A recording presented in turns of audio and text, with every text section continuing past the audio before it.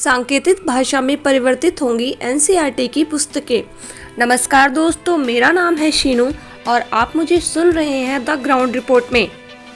NCERT एवं Indian sign language research and training centre के बीच एक मेमोरेंडम ऑफ अंडरस्टैंडिंग पर हस्ताक्षर किए गए हैं।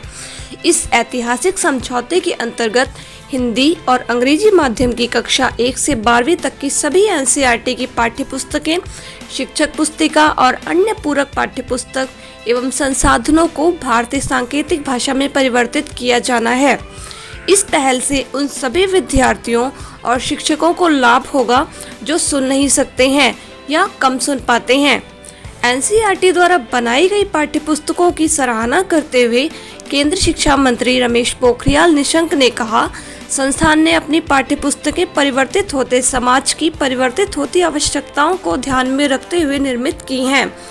देश भर में एनसीईआरटी द्वारा बनाई गई पाठ्यपुस्तकों के उपयोग से हम विद्यालयी स्तर की शैक्षिक गुणवत्ता को बनाए रखने में सक्षम हो सके हैं।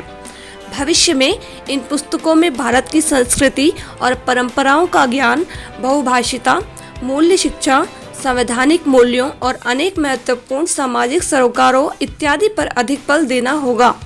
ये पाठ्यपुस्तकें बच्चों को एक संतुलित और व्यक्तित्व बनने में सहायता प्रदान करेंगी। केंद्रीय मंत्री ने कहा, हम 34 साल बाद नई राष्ट्रीय शिक्षा नीति लेकर आए हैं, जिसमें स्कूली शिक्षा और शिक्षक शिक्षा में आमूल परिवर्तन लाने की संस्तुति की गई है। इस नीति को लागू करने में एनसीईआरटी की भूमिका बेहद महत्वपूर्ण है। इसे लागू करने के लिए एनसीईआरटी द्वारा राष्ट्रीय पाठ्य चर्चा की रूपरेखा स्कूल के अन्य पहलुओं पर दिशा निर्देश देगी।